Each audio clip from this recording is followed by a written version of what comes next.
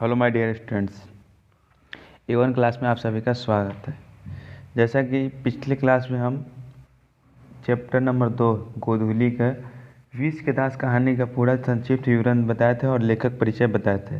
ठीक है, अगर उस वीडियो को आप अच्छे से देखेंगे तो आप उस चैप्टर से रिलेटेड जितने भी ऑब्जेक्टिव क्वेश्चन है वो आपको आसानी से बनाने में कोई परेशानी नहीं होगी। इसलिए अगर नहीं समझ में आया तो पहले उस वीडियो को अच्छी तरीके से देख लें, ताकि उससे रिलेटेड जितने भी ऑब्जेक्टिव क्वेश्चन हैं आप आसानी से बना सकते हैं। ठीक है, तो एक बार उसको अच्छे से देख लीजिए, ताकि आपको क्या होगा, बनाने में किसी प्रकार की कोई भी परेशानी नहीं होगी। ठीक है, तो स्टार्ट करते हैं उससे रिलेटेड ऑब्जेक्टिव क्वेश्चन। ठीक है, तो पहला क्वेश्चन है कि विष के दांत शीर्षक कहानी के रचनाकार कौन है। पहला क्वेश्चन क्या है, विष के जो दांत है कहानी है, एक कहानी है। ठीक है, हम बताए हुए थे जो पिछले वीडियो में, उसके रचनाकार कौन है। Option number Mohan Rakesh, Kamleshwar, Premchand, Nalini Neelchand Sharma. तो जो विष के दांत शीर्षक, विष के जो दांत है कहानी, इसके लेखक कौन है, नलिनी नीलचंद शर्मा। इसके लेखक कौन है, नलिनी नीलचंद शर्मा। ठीक है, क्वेश्चन नंबर 2 देखेंगे, कह रहा है गिरधर लाल कौन है। जो कहानी पढ़ाए हुए थे यानी जो संक्षिप्त बताए हुए थे उसको एक बार अच्छे से देख लेता कि मतलब कि एक भी क्वेश्चन आपको बनाने में कोई दिक्कत नहीं होगा। तो जो कह रहे गिरधर लाल कौन थे, तो कासू का पिता था या मदन का पिता था या रजनी का पिता था या सुफाली था। तो जो गिरधर लाल जो रहते हैं वो किसके पिता रहते हैं, वो मदन के पिता रहते हैं, जो सेन साहब के यहाँ क्या रहता है, एक किरानी के पद पे कार्यरत रहता है। ठीक है, अगला क्वेश्चन 3 नंबर क्वेश्चन है आपका कि मदन ने कासू के कितने दांत तोड़े थे। मदन और कासू के बीच क्या होता है, झगड़ा हो जाता है। जो झगड़ा होता है तो दोनों क्या होते हैं, आपस में लड़ जाते हैं। और क्या होता है, मदन जो है कासू का दांत तोड़ देता है मारकर। तो कितने दांत तोड़ते हैं, 3 दांत, 1 दांत, 2 दांत, 4 दांत। तो मदन जो है कितने दांत तोड़ता है कासू का, 2 दांत। कितने दांत तोड़ता है, 2 दांत। मदन किसका पुत्र रहता है, गिरधर लाल का। और कासू किसका रहता है पुत्र, सेन साहब का रहता है। किसका पुत्र रहता है, कासू सेन साहब का।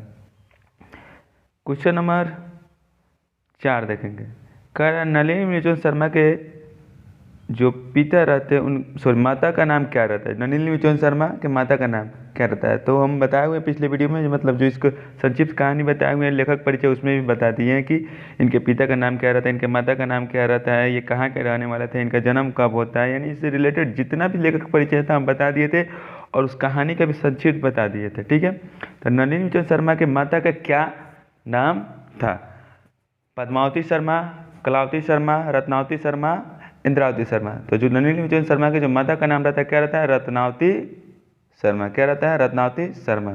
क्वेश्चन नंबर 5 देखेंगे, नलिनी नीलचंद शर्मा के कहानियों में किसके तत्व समग्रता से उभर कर आए हुए हैं। यानी जो नलिनी नीलचंद शर्मा द्वारा जो कहानियाँ हैं ये मतलब कि किस समग्रता से उभर कर आए हुए थे नलिनी नीलचंद शर्मा। तो राजनीतिकता से, मनोवैज्ञानिकता से, सामाजिकता से, इनमें सभी। तो जो नलिनी नीलचंद जो शर्मा की जो कहानी है ये किससे उभर कर आती है, मनोवैज्ञानिकता से उभर कर आती है। ठीक है, क्वेश्चन नंबर 6 देखेंगे, कह रहा मोटर कार को किससे खतरा था। मोटर कार जो था, सेन साहब के घर में एक मोटर कार था जो कहानी में हम बताए हुए हैं, जिसका रंग किस रंग का रहता है, काले रंग का रहता है। और उसके कितने में खरीद कर लाते हैं, 7,500 में। तो जो उसका जो मोटर कार था उससे सेन किससे खतरा था, सबसे ज़्यादा खतरा किससे था, ड्राइवर से था, मदन से था, खोखा से था, या फिर इंजीनियर से था। किससे था सबसे ज़्यादा खतरा, किससे था। तो जो मोटर कार रहता है उसके सबसे ज़्यादा खतरा रहता है खोखा से। किससे रहता है, खोखा से रहता है। आगे कह रहा है खोखा खोखी किस भाषा का शब्द है। खोखा खोखी जो ये किस भाषा का शब्द है, तमिल का है, भोजपुरी का है, बांग्ला का है, हिंदी का है। तो जो खोखा और खोखी जो भाषा है ये बांग्ला भाषा का क्या है, एक शब्द है। किसका शब्द है, बांग्ला भाषा का एक शब्द है। अगला क्वेश्चन देखेंगे, क्वेश्चन नंबर 8। क्वेश्चन नंबर 8 देखेंगे,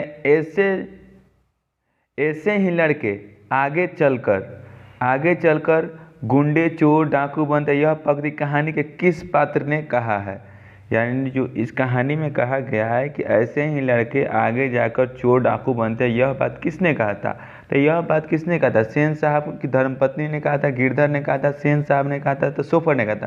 तो अगर आप वीडियो देखेंगे तो उसमें हम बताएं कि क्या होता है, जो जो मदन रहता है वो क्या होता है, सेन साहब के शोफर से झगड़ा करता है, ठीक है। तो उसमें जो सेन साहब क्या करते हैं, आते हैं तो मदन को क्या करते हैं, मतलब मदन की माँ को समझा बुझा कर घर भेज देते हैं, तो भेज देते हैं। उसके बाद सेन साहब क्या करते हैं, मदन के पिता गिरधर को उसको समझाते हैं कि अपने बच्चों को अच्छे से समझाओ, नहीं तो ये आगे चलकर क्या बन जाएंगे, चोर डाकू बनते हैं। तो ये जो पंक्ति है किसने कहा था, तो सेन साहब ने कहा था। किसने कहा था, सेन साहब। आप पिछली वीडियो को अच्छे तरीके से देख लिए ताकि आपको ऑब्जेक्टिव बनाने में कोई परेशानी ही नहीं होगी, ठीक है। अगला क्वेश्चन कह रहा है खोखा खोखी का अर्थ क्या होता है। खोखा खोखी का अर्थ क्या होता है, बच्चा बच्ची, बाबा दादा, भाई बहन, चाचा चाची। तो जो खोखा खोखी अर्थ का अर्थ क्या होता है, बच्चा और बच्ची होता है, ठीक है। क्वेश्चन नंबर 10 देखें, कह रहा है खोखा का क्या नाम है। खोखा का एक और नाम रहता है, ठीक है ना। खोखा का क्या रहता है, एक और नाम रहता है। तो क्या रहता है, कीसू रहता है, कुसू रहता है, कासू रहता है या केसू रहता है। तो जो खोखा का एक और नाम रहता है वो क्या रहता है, कासू रहता है, ठीक है ना। क्या रहता है, कासू। कासू क्या रहता है, सेन साहब की एक आंखों का क्या रहता है, बुढ़ापे का एक सहारा रहता है, ठीक है। क्वेश्चन नंबर 11 देखेंगे। क्वेश्चन नंबर 11 का है विष के दांत कैसी कहानी है।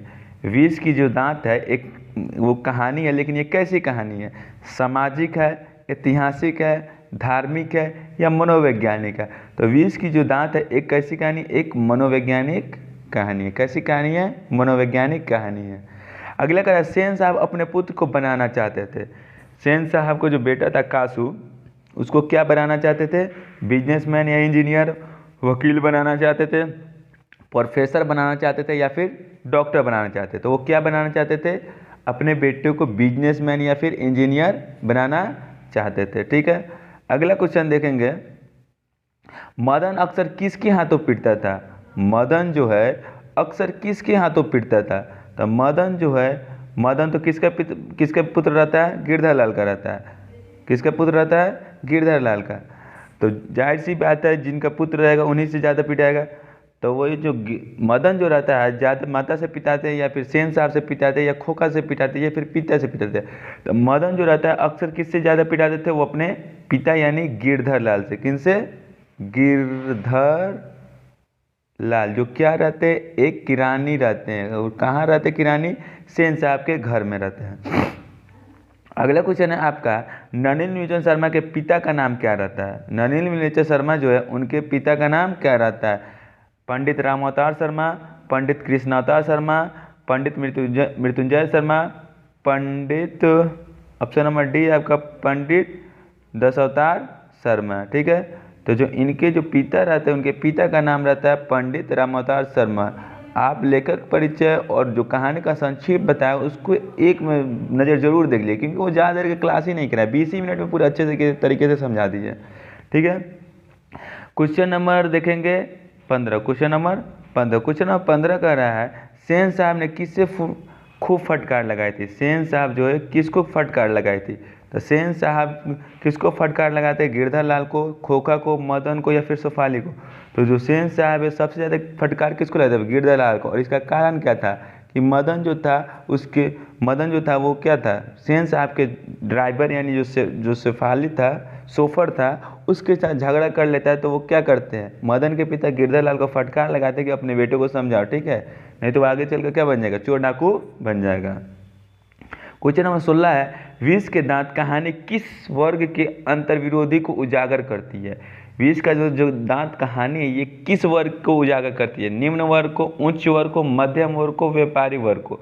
तो ये जो कहानी है मध्यम वर्ग को क्या करती है, उजागर करती है। क्वेश्चन नंबर 17 देखें। क्वेश्चन नंबर 17 का रहा कासू मदन के साथ किस खेल में शरीक होना चाहता था।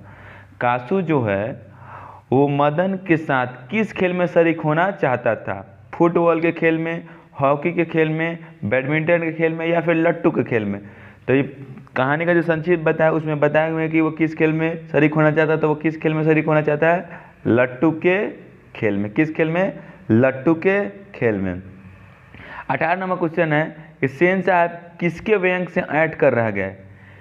जो सेन साहब थे वो किसके व्यंग से ऐंठ कर रह गए थे। तो क्या होता है, सेन साहब और उसके कुछ मित्र आपस में बैठ कर कुछ बातें कर रहे थे कि किसका बेटा क्या बनेगा। तो उसमें एक पत्रकार रहते हैं जो कहते हैं कि मैं चाहता हूँ कि मेरा बेटा क्या बने, और कुछ बने या ना बने लेकिन नेक इंसान जरूर बढ़े। यही बात सेंस आपको क्या लगती है, थोड़ी बुरी लग जाती है, जो सिर्फ क्या ऐड कर रह जाते हैं, यानी उनको बातें अच्छी नहीं लगती इनको। तो किन की बातें सुनकर ऐड कर रह गए, तो पत्रकार महोदय के बात सुनकर क्या रह गए, व्यंग रह गए। अगला क्वेश्चन है, मदन का उम्र क्या थी। मदन का जो उम्र था वो कितना था, 5-6 साल था, 7-8 साल था, 3-4 साल था, या फिर 9-10 साल था। जो मदन का जो उम्र है, ये कहाँ बताए हुए हैं पिछले वीडियो में, तो कितना रहता है, 5 से 6 वर्ष। कितना रहता है, 5 से 6 साल। क्वेश्चन नंबर 20 देखेंगे, कह रहा है मदन किसका पुत्र था। मदन जो है वो किसका पुत्र रहता है, सेन साहब का, गिरधर का, सोफर का, या सीन साहब का। तो जो मदन जो रहता है वो किसका पुत्र रहता है, गिरधर का रहता है। किसका रहता है, गिरधर का। वही जो किरानी रहते हैं, गिरधर क्या रहते हैं, एक किरानी रहते हैं। किसके यहाँ काम करते हैं, सेन साहब के यहाँ। किसके यहाँ, सेन साहब के यहाँ। किसके यहाँ काम करते हैं, सेन साहब के यहाँ काम करते हैं। ठीक है, अगला क्वेश्चन देखेंगे। अगला क्वेश्चन कर रहा है, नलिनी मिचन शर्मा पटना विश्वविद्यालय के हिंदी विभाग के अध्यक्ष कब बने थे। जो नलिनी मिचन शर्मा रहते हैं क्या कहते हैं, पटना विश्वविद्यालय के हिंदी विभाग के एक अध्यक्ष बनते हैं 1958 में, 1967 में, 1963 में, 1959 में। तो कब बनते हैं ये, 1959 में क्या कहते हैं, पटना विश्वविद्यालय के हिंदी विभाग के अध्यक्ष बनते हैं। अगला क्वेश्चन है आपका, नलिनी मिचन शर्मा का जन्म कब हुआ था। इनका जन्म यानी इनका जो लेखक परिचय अच्छे से वीडियो देखेगा उनको बनाने में कोई परेशानी नहीं होगी। तो जो नलिनी मिचन शर्मा का जो जन्म होता है 14 फरवरी को होता है, 18 फरवरी को होता है, 22 फरवरी को होता है, या फिर 14 अप्रैल को, 22 मार्च को होता है या फिर 14 अप्रैल को। तो इनका जो जन्म होता है पटना के बदरा घाट में होता है। तो कितने तारीख होता है, 18 फरवरी 1916 को। कब होता है, 18 फरवरी 1916 को होता है। ठीक है, और इनके पिता का नाम क्या रहता है, रामावतार शर्मा, और माता का नाम रत्नावती शर्मा रहता है। ठीक है, क्वेश्चन नंबर 23 देखें, कह रहे हैं नीलचंद शर्मा की मृत्यु कब हुई। इनकी मृत्यु कब हुई, 12 सितंबर 1961 को, 14 सितंबर 1961 को, 16 सितंबर 1961 को, 18 सितंबर 1961 को। ठीक है, तो इनका जो मृत्यु होता है कब होता है, तो इनका जो मृत्यु होता है 12 सितंबर 1961 को होता है। ठीक है, जिनको अगर नहीं समझ रहे हो तो अच्छे तरीके वीडियो देख लीजिए, क्योंकि हम वो अच्छे से समझाए हुए हैं। ठीक है ना, इसमें अगर दिक्कत हो रहा है तो बनाना, अगर नहीं दिक्कत हो रहा है तो कोई बात ही नहीं है। ठीक है, लेकिन अगर दिक्कत हो रहा है तो उस वीडियो को अच्छे तरीके से देख लीजिए। अगला क्वेश्चन है 24 नंबर, कि नलिनी मिचन शर्मा का जन्म कहाँ होता है। तो अभी हम बताएं कि इनका जन्म कहाँ होता है, पटना के बदरा घाट में होता है, या फिर कृष्णा घाट पटना में होता है, या बदरा घाट पटना में होता है, रानी घाट तक कहाँ होता है इनका जन्म। इनका जन्म जो होता है पटना के बदरा घाट में होता है। कहाँ होता है, पटना के बदरा घाट में होता है। अगला क्वेश्चन आपका है कि दृष्टिकोण किन की रचना है। इनकी कुछ प्रमुख रचनाएं है जो हम बताए हुए हैं, जो जिसमें लेखक परिचय और कहानी का जो संक्षेप बता उसमें हम बताए हुए हैं कि इनकी कुछ प्रमुख रचनाएं हैं जिनको याद रखना बहुत ज़रूरी है। तो वही क्वेश्चन पूछ रहा है कि दृष्टिकोण किन की रचना है। किन की रचना है, रामावतार शर्मा, नलिनी मिचन शर्मा, मोहन शर्मा, प्रेमचंद। तो दृष्टिकोण जो है किन की रचना है, नलिनी विलोचन शर्मा की रचना है। क्वेश्चन नंबर 26 देखेंगे। क्वेश्चन नंबर 26 का रहा है, लड़कियां क्या है, कठपुतलियां है, किसे इस बात पर गर्व है। इस कहानी में जो है क्या है, लड़कियां एक कठपुतलियां है, इसलिए कठपुतलियां क्योंकि सेन साहब क्या करते हैं, अपने पुत्रियों के लिए एक नियम बनाए हुए थे कि ना ज़्यादा हंसना है, ना ज़्यादा घूमना है, मतलब कुछ भी करना है तो एक क्या कर नियमानुसार करना है, ज़्यादा खेलना भी नहीं, शाम के समय में थोड़ा सा बाहर निकल कर खेलना है, वो भी किसके कारण, ताकि मतलब सेहत अच्छा रहे। ऐसे नियम बनाए हुए थे, जबकि ऐसा नियम खोखा के लिए कुछ नहीं था, सिर्फ और सिर्फ ये नियम किसके लिए था, लड़कियों के लिए था उनके। तो कह रहा है लड़कियां क्या है इस कठपुतलियां इस कहानी में, किसे इस बात पर गर्व है, भाई बहन को, चाचा चाची को, मामा मामी को, या माता पिता को। तो ये जो लड़कियां इसमें कठपुतलियां थे इनमें गर्व किसको होगा, माता पिता को है। किसको गर्व है, माता पिता को, जो मेरी बेटी है क्या मेरी बात मानती है, अच्छे तरीके से मानती है। अगला कह रहा है कौवे की जमात में शामिल होने के लिए कौन लग गया था। इस कहानी में जो है कौवे की जमात में शामिल होने के लिए कौन लग गया था। तो अगर देखा जाए तो कौवे की जमात में कौन, इसमें कबूतर है, हंस है, बतख है, मछली है। तो कौवे की जमात में शामिल होने के लिए कौन लग गया था? हंस। कौन? हंस। क्योंकि हंस किसको माना गया इसमें? किसको माना गया है? खोखा को माना गया। और कौवा किसको माना गया है? मदन को। किसको? मदन को। तो ये क्या होता है, ये जो खोखा रहता है क्या होता है, जब लट्टू का खेल होता है तो उसमें जाकर शामिल होने लगता है। तो इसलिए एक कथन बनता है कि कौवे के जमात में शामिल होने के लिए कौन लग गया था? तो कौन लग गया था? खोखा। क्वेश्चन नंबर 28 देखेंगे। Question number 28।